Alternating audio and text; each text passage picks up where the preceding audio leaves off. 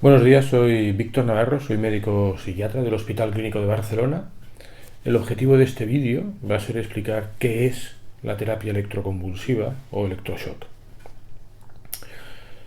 El primer aspecto clave es comentar un poco de dónde sale esta técnica, que evidentemente es una técnica aparatosa, poco estética.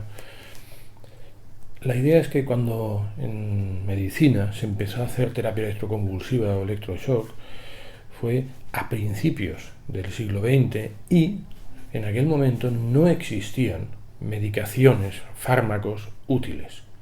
Es decir, teníamos la misma patología, las mismas enfermedades que ahora, con ausencia absoluta de tratamientos eficaces.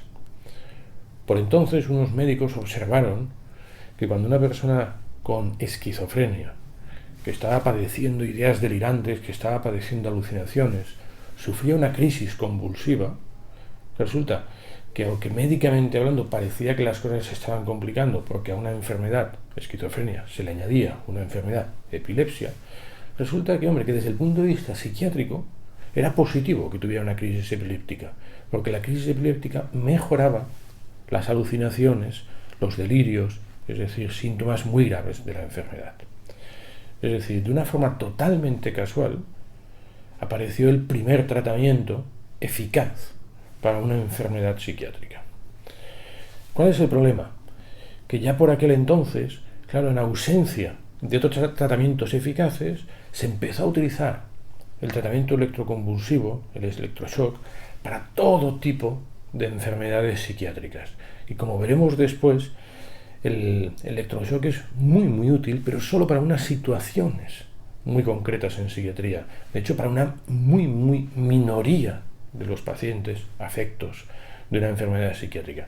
Por tanto, se empezó a extender este tratamiento con una cantidad enorme de fracasos. Si a eso le añadimos que era una técnica que por aquel entonces era claramente dolorosa porque se hacía sin anestesia, ya sumamos, digamos, dos factores que hacía que fácilmente fuese criticada esta técnica. Uno, que era casi siempre ineficaz, y segundo, que era claramente desagradable para el paciente por el dolor que le producía. A todo ello quizá habría que añadir que muy probablemente en muchas ocasiones se utilizó no como tratamiento, sino casi como un castigo. Y también habría que añadir que enseguida hubo muchos medios de comunicación, películas, etcétera, que quizá mostraron electroshock pues desde este punto de vista más negativo o peyorativo. Es decir, realmente era eficaz para unas situaciones muy concretas, pero a partir de ahí se observaron rápidamente una serie de inconvenientes muy marcados. A todo ello, mientras estaban observando estos inconvenientes marcados de esta técnica, de este tratamiento, empezaron a salir fármacos psiquiátricos. Es decir, por ahí en los años 50, 45, 50, empezaron a salir fármacos de psiquiatría. Ya por entonces se estaba viendo que el electroshock no acaba de curar casi ninguna enfermedad, de tal manera que se pasó al extremo opuesto. Se dejó de hacer electroshock durante unas décadas y solo se utilizaron tratamientos farmacológicos, aparte de los tratamientos psicológicos. Pero ya después de unas 2 décadas de no utilizar el electroshock y solo los fármacos, los médicos empezamos a ver que había algunas cosas, algunas situaciones clínicas que los fármacos no curaban y que resulta que 20 años antes lo estábamos curando con electroshock. Y por eso, hace 30 años, 40 años ya, que ha vuelto a iniciarse el uso del electroshock. Actualmente, ¿cuándo hay que pensar en ese tratamiento? La indicación clara, la indicación en la que tenemos más evidencias, en las que hay además una eficacia claramente más elevada, es en los episodios depresivos.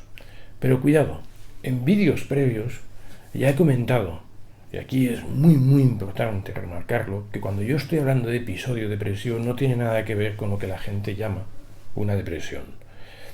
En el vídeo donde se explican los diferentes tipos de trastornos afectivos, hemos comentado que prácticamente nadie que tiene tristeza padece un episodio depresivo. La mayoría de las personas que tienen tristeza o tienen un sentimiento lógico, o tienen lo que sea una distimia, o tienen lo que sea un trastorno adaptativo. Es decir, los episodios depresivos, psiquiátricamente hablando, son muy infrecuentes.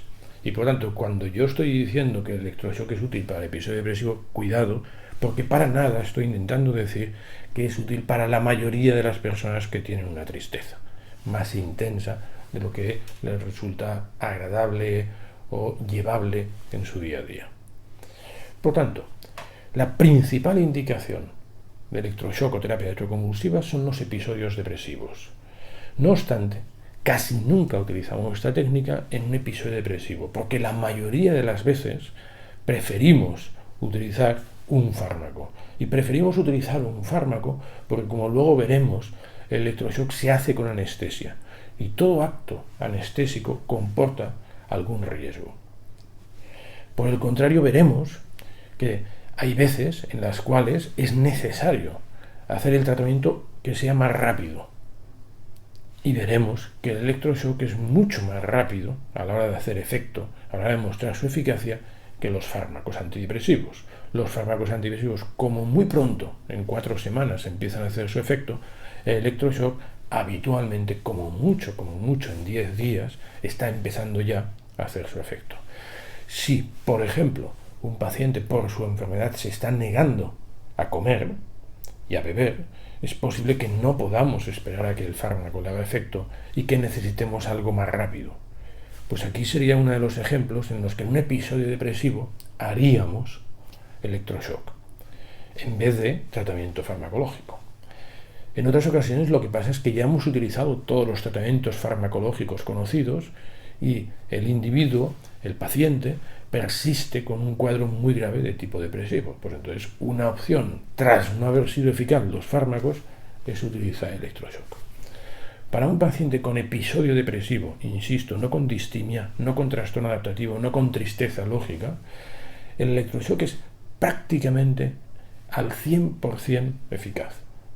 Es decir, el tratamiento con electroshock es de una eficacia elevadísima en los episodios depresivos. ¿Qué otras 2 indicaciones o situaciones pueden hacernos, a los médicos, sugerir hacer electroshock a un paciente? La segunda indicación o la segunda enfermedad en la que el electroshock es útil son los episodios de manía. Los episodios de manía, en algún otro vídeo hemos comentado que forman parte de lo que denominamos un trastorno bipolar. La verdad es que los episodios de manía prácticamente siempre se pueden curar con tratamiento farmacológico. Y por lo tanto, casi nunca hacemos terapia electroconvulsiva para tratar una manía, pero sabemos que es muy eficaz. Y otra cosa es que preferimos, como hemos dicho antes, los fármacos al electroshock, porque el electroshock comporta anestesia y siempre hay un pequeño riesgo con la anestesia, y en cambio con el fármaco nos evitamos este riesgo. Como el fármaco es seguro en cuanto a fácilmente tolerable y es muy eficaz, prácticamente nunca utilizamos electroshock en los episodios de manía. Pero no por falta de eficacia, sino porque tenemos otras alternativas que preferimos. Y la última situación clínica en la que podemos aconsejar hacer electroshock es en la esquizofrenia. La mayor parte de las personas con esquizofrenia padecen lo que hemos denominado, y hemos explicado también en otros vídeos, delirios y alucinaciones. Casi siempre que una persona padece delirios o alucinaciones en el contexto de una esquizofrenia, con fármacos podemos o curar o reducir muchísimo la intensidad de los delirios y las alucinaciones. En los casos en los que la medicación está siendo muy poco útil para delirios o alucinaciones, sabemos que el electroshock con bastante frecuencia, aproximadamente en un 70% de los casos, consigue reducir muchísimo delirios y alucinaciones. Por tanto, en las personas con esquizofrenia, en las que el delirio y o las alucinaciones no están respondiendo a fármacos, el electroshock es una alternativa útil en más o menos el 70% de los pacientes. Por tanto, 3 indicaciones, 3 razones o 3 situaciones en las que podemos recomendar electroshock. 1. Episodio depresivo. Muy eficaz. 2. Episodios de manía. Muy eficaz. 3. Delirios o alucinaciones que no han respondido al tratamiento farmacológico en la esquizofrenia y en estos casos no es tan eficaz, pero aún así, más o menos un 70% de los pacientes notan una franca mejoría.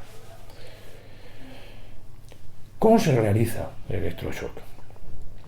Sabemos que para que el electroshock sea eficaz, lo que es clave no es la convulsión de los brazos y de las piernas. Lo que es importante es producir una convulsión eléctrica en el cerebro. Es decir, hacemos todo lo posible porque haya convulsión eléctrica sin que haya convulsión motora. La convulsión motora, aparte de que estéticamente es fea, poco agradable, aparte puede producir que el paciente tenga muchas molestias musculares, dolores intensos como de agujetas en los días posteriores al tratamiento. Por tanto, como no necesitamos la convulsión motora, vamos a poner algún tratamiento, algún fármaco para evitar la convulsión motora. Por otro lado, no nos hace falta, por supuesto, que el paciente tenga dolor. Por tanto, vamos a poner medicación para que el paciente no sienta dolor. ¿Todo esto qué comporta en la práctica? Pues que para hacer una sesión de terapia electroconvulsiva se duerme al paciente, es decir, se pone anestesia. Con esto de aquí evitamos el dolor del paciente y además se ponen unas medicaciones que en medicina llamamos relajantes musculares. Los relajantes musculares lo que van a hacer es que, aunque haya una convulsión en nuestro cerebro, no haya una convulsión motora. De tal forma que evitaremos, aparte del hecho estéticamente muy feo de convulsionar, aparte evitaremos efectos secundarios en los días siguientes en cuanto a dolorimiento muscular. Habitualmente, para que el paciente experimente una clara mejoría de sus síntomas, hace falta que hagamos más o menos entre 7 y 12 sesiones de electroshock, de terapia electroconvulsiva. Las sesiones se suelen hacer día sí, día no.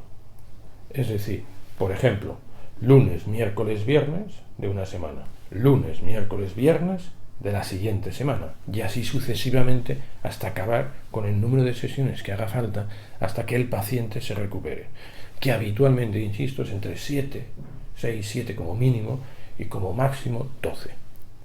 Como norma general, podríamos tener este esquema, ¿vale? Cada vez que el paciente va a hacer una sesión, tiene que ser anestesiado.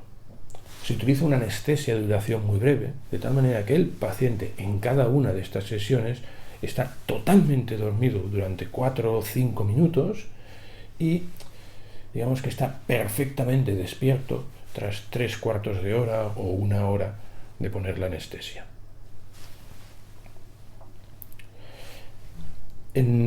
¿Cómo se transmite la electricidad al cerebro del paciente? Pues realmente se ponen en la cabeza 2 electrodos, se ponen habitualmente en la zona, lo que llamaríamos de las sienes, nosotros llamamos zona frontotemporal, pero en la zona de las sienes, y hemos visto que la forma más eficaz de hacer el tratamiento es poner los electrodos tanto en el lado derecho como en el lado izquierdo.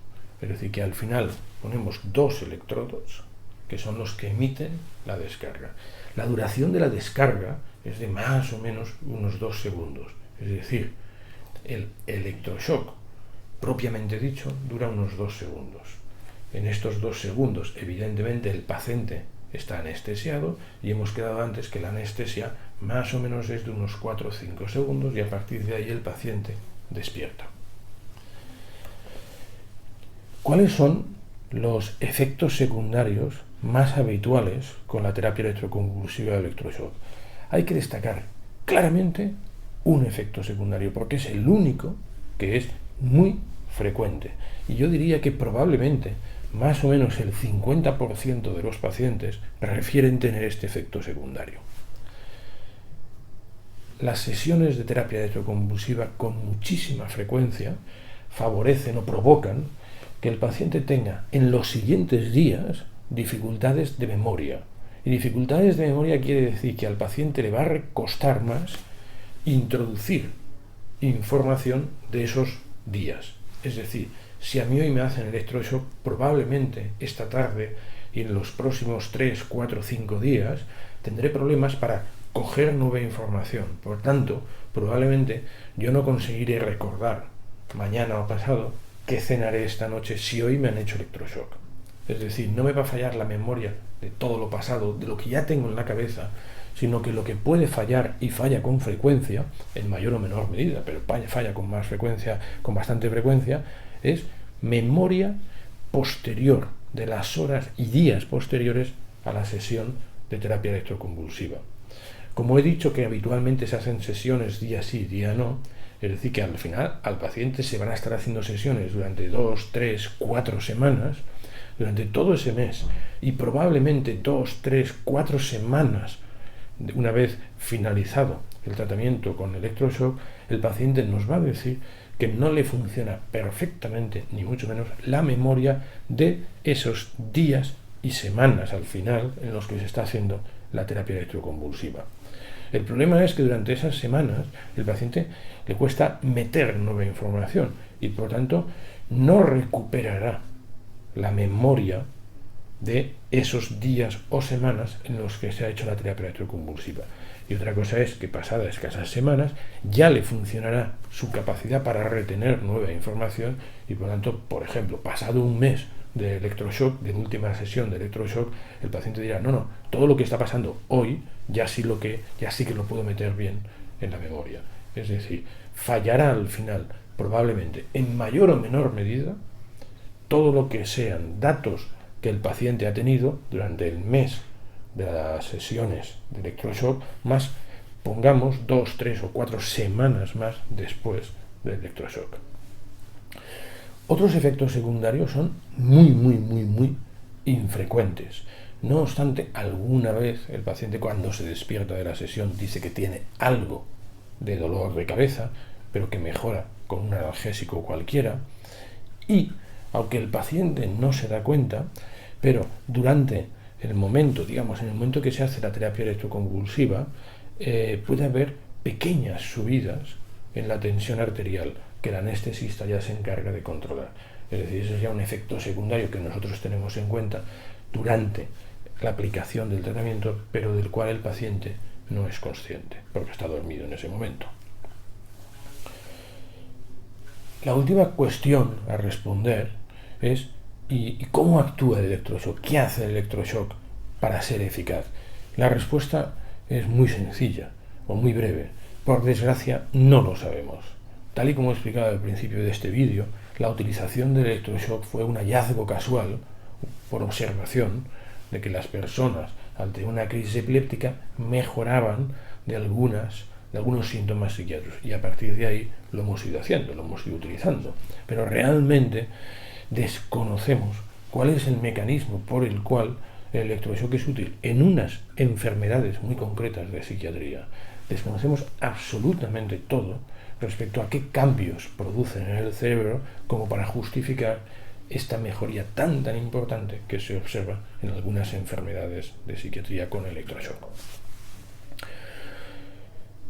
Yo en principio creo que no es necesario, así de entrada, explicar más cosas sobre la terapia electroconvulsiva. Creo que es un resumen bastante escueto, pero al mismo tiempo bastante explicativo o informativo. No obstante, quien necesite más información sobre la terapia electroconvulsiva o sobre cualquier otro tema de psiquiatría, puede consultar la página web www.informacionpsiquiatria.com. Muchas gracias.